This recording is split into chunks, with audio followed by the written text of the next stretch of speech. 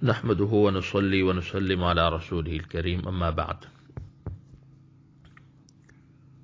یہ کچھ ساتھیوں نے 15ویں شعبان کے حوالے سے روزے کا پوچھا، 15ویں شعبان کی کیا فضیلت ہے اس بارے میں پوچھا، اور یہ کہ 15ویں شعبان کو قبرستان کے حوالے سے پوچھا۔ تو یہاں پہ مختصر سی بات عرض کر دیتا ہوں۔ ایک صحیح حدیث ہے، صحیح مسلم میں، امام مسلم رحمہ اللہ نے اس کو روایت کیا، حدیث نمبر 2777 ہے۔ حضرت عائشہ صدیقہ رضی اللہ تعالی عنہ فرماتی ہیں کہ ما رأیتہ فی شہر اکثر صیاما منہ فی شعبان، کہ میں نے رسول اللہ صلی اللہ علیہ وسلم کو شعبان سے زیادہ، شعبان کے مہینے سے زیادہ کسی اور مہینے میں کثرت سے نفلی روزے رکھتے نہیں دیکھا۔ تو اس حدیث مبارک سے یہ بات تو معلوم ہو گئی کہ شعبان میں روزے رکھنا یہ حضور علیہ الصلاۃ والسلام کا طریقہ ہے، سنت ہے۔ اسی حدیث کو دیکھتے ہوئے علامہ نووی رحمہ اللہ، جو کہ شافعی مسلک کے تھے، انہوں نے فرمایا وَمِنَ الْمَسْنُونِ صَوْمُ شعبان، کہ شعبان کے روزے رکھنا یہ مسنون عمل ہے، المجموع شرح المہذب میں۔ اس حدیث مبارک سے 15ویں شعبان کا روزہ ہو یا یکم شعبان کا روزہ ہو یا شعبان کی کسی بھی تاریخ کا روزہ ہو، معلوم ہوا کہ شعبان کا روزہ رکھنا مسنون ہے۔ اب آ جاتے ہیں 15ویں شعبان کے حوالے سے، شب براءت جسے کہا جاتا ہے۔ تو اس کے بارے میں کئی صحابہ سے روایات مروی ہیں، یعنی 10 صحابہ سے روایات مروی ہیں۔ ان کی تفصیل میں نہیں جاتے، میں ان روایات میں جو کچھ آیا ہے اس کو مختصر نقل کر دیتا ہوں۔ ان روایات میں یہ آیا کہ اس رات کو جو بندہ اللہ تعالیٰ سے رحمت کا طلبگار ہو، اللہ تعالیٰ اس کو رحمت عطا فرما دیتے ہیں، اللہ تعالیٰ آسمان دنیا پر نزول فرماتے ہیں، اور جو مغفرت کا طلبگار ہو اس کو مغفرت مل جاتی ہے۔ اسی طرح اس رات میں روزی تقسیم کی جاتی ہے، انسانوں کو روزی مل جاتی ہے، پورے سال کے اعمال اس رات میں لکھے جاتے ہیں۔ جو انسان عبادت کر رہا ہو تو اسے اعمال کے حوالے سے پورے سال کے جو اعمال ہوتے ہیں وہ اس کے اچھے ہو جاتے ہیں۔ اور 8 قسم کے لوگوں کا تذکرہ آیا ان روایات میں کہ یہ اللہ تعالیٰ کی رحمت سے اس رات میں محروم رہتے ہیں۔ نمبر 1، مسلمانوں سے کینہ اور بغض رکھنے والا شخص۔ کینہ اور بغض کیا ہوتا ہے؟ اس کا مطلب یہ ہے کہ ایک شخص کو کسی پر غصہ پیدا ہوا، لیکن کسی وجہ سے یہ اپنا غصہ نکال نہ سکا، تو اس کی وجہ سے، غصہ نہ نکال سکنے کی وجہ سے جو دل میں گرانی پیدا ہوتی ہے، اس کو کینہ کہتے ہیں، اسی کو بغض بھی کہا جاتا ہے۔ تو یہ بہت بڑا جرم ہے، کینہ اور بغض، یہ دل میں نہیں رکھنا چاہیے،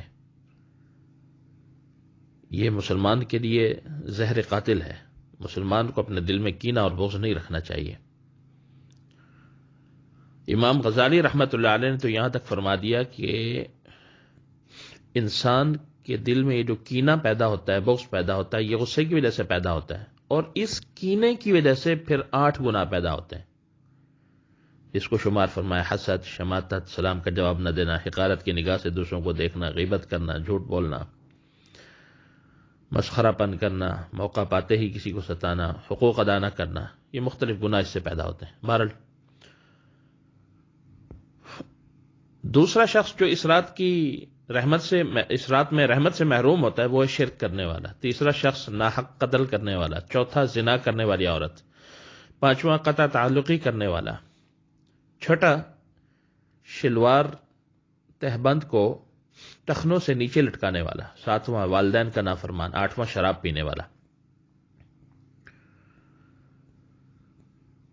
اب یہ روایات سند کے اعتبار سے تو کمزور ہیں، لیکن یہاں ہم محدثین کے ایک اصول کو مد نظر رکھتے ہیں کہ جب ایک بات کی تائید میں، یہ محدثین کے ہاں اصول ہے کہ جب ایک روایت کی تائید میں، ایک سند کی تائید میں کئی ساری روایات آ جائیں تو پھر ان کی کمزوری دور ہو جاتی ہے۔ تو اس سے معلوم ہوتا ہے کہ ان روایات کی کمزوری دور ہو جاتی ہے۔ تو اتنی بات تو ثابت ہوئی کہ شب برات یعنی 15ویں شعبان کی رات کو، 15ویں شعبان کی رات کو کوئی آدمی رات کو بیدار ہو، اللہ تعالیٰ کی عبادت کرے، نیک اعمال کرے، تو اس میں کوئی حرج کی بات نہیں ہے۔ اسی طرح 15ویں شعبان کا روزہ رکھے، تو وہ چونکہ شعبان کے روزے مسنون ہیں، شعبان میں روزہ رکھا جا سکتا ہے، تو اس نیت سے کہ آپ صلی اللہ علیہ وسلم شعبان میں کثرت سے روزے رکھا کرتے تھے، خاص یہ کہ 15ویں شعبان کا روزہ مسنون ہے، اس حوالے سے مضبوط روایات نہیں ہیں۔ 15ویں شعبان کا روزہ اس روایت کی روشنی میں تو رکھا جا سکتا ہے جو حضرت عائشہ صدیقہ سے مروی ہے رضی اللہ تعالی عنہا، کہ آپ علیہ الصلوۃ والسلام شعبان میں کثرت سے روزے رکھا کرتے تھے، نفلی روزے۔ باقی خاص 15ویں کا روزہ رکھنا اس حوالے سے روایات کمزور ہیں۔ اب شب برات میں کرنے کے جو کام ہے وہ آپ کو بتا دیتا ہوں، پھر آپ کو تھوڑا سا بتا دیتا ہوں کہ شعبان کی رات میں جو رسومات و بدعات ہوتی ہیں جو کہ غلط ہیں۔ شب برات میں آپ سب سے پہلے نماز عشاء اور نماز فجر باجماعت ادا کرنے کا اہتمام فرمائیں۔ اس رات میں آپ عبادت کر سکیں یا نہ کر سکیں، گناہوں سے ضرور بچیں، اور خصوصاً ان گناہوں سے جن کی وجہ سے اس رات کے فضائل سے انسان محروم ہو جاتا ہے۔ اس رات میں توبہ استغفار کا خصوصی اہتمام فرمائیں، لیکن رسومات اور بدعات سے بچیں۔ اپنے لیے، پوری امت کے لیے خیر کی دعا فرمائیں، جتنا ہو سکے ذکر کریں، نوافل پڑھیں، تلاوت قرآن پاک کا اہتمام کریں۔ ٹھیک ہے جی۔ اب جو رسومات و بدعات ہوتی ہیں اس رات میں، اس کی تھوڑی سی وضاحت کر دیتا ہوں۔ اس رات میں مسجدوں میں اجتماعی شب بیداری کرنا اور مخصوص قسم کے نوافل پڑھنا، یہ بعض نوافل پڑھے جاتے ہیں، اب ان کی تفصیل میں نہیں کر سکتا، باقاعدہ جماعتیں ہوتی ہیں، ان کی شریعت میں کوئی گنجائش نہیں ہے۔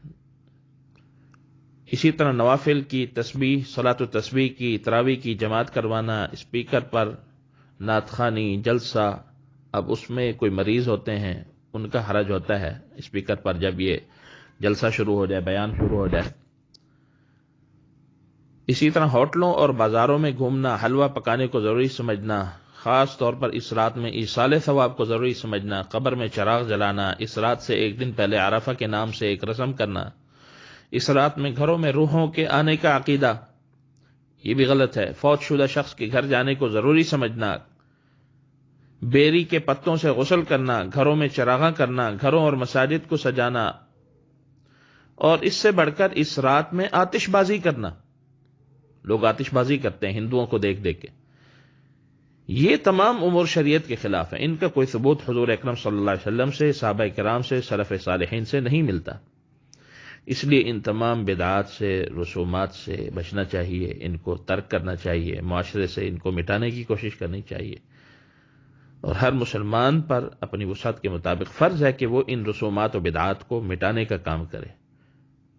امید قوی ہے کہ میں اپنی بات آپ کو بتا چکا ہوں۔ آپ کے سامنے شب برات کے حوالے سے مسنون اعمال بھی آ گئے، رسومات و بدعات جو غلط ہیں وہ بھی آ گئیں، ٹھیک ہے جی، اور اس رات کی رحمت سے محروم ہونے والے 8 افراد کی لسٹ بھی آ گئی، اور ایک صحیح حدیث کہ رمضان شریف، شعبان شریف، شعبان کے مہینے کے روزے رکھنا، یہ حضور علیہ الصلوۃ والسلام اہتمام فرماتے تھے۔ تو آپ شعبان میں کسی بھی تاریخ کا، بہتر یہ ہے کہ ایام بیض کے روزے رکھ لیے جائیں، پیر کے دن کا روزہ رکھا جائے جو کہ سنت سے ثابت ہے، پیر کے دن کا روزہ رکھیں، ایام بیض کے آپ روزے رکھیں، یعنی 13، 14، 15 ان 3 دنوں کے، یہ ویسے بھی سنت سے ثابت ہیں۔ شعبان کا کوئی بھی روزہ رکھ لیں، اس میں کوئی حرج کی بات نہیں ہے۔ اللہ تعالیٰ مجھے اور آپ کو عمل کی توفیق نصیب فرمائے۔ وآخر دعوانا الحمدللہ رب العالمین۔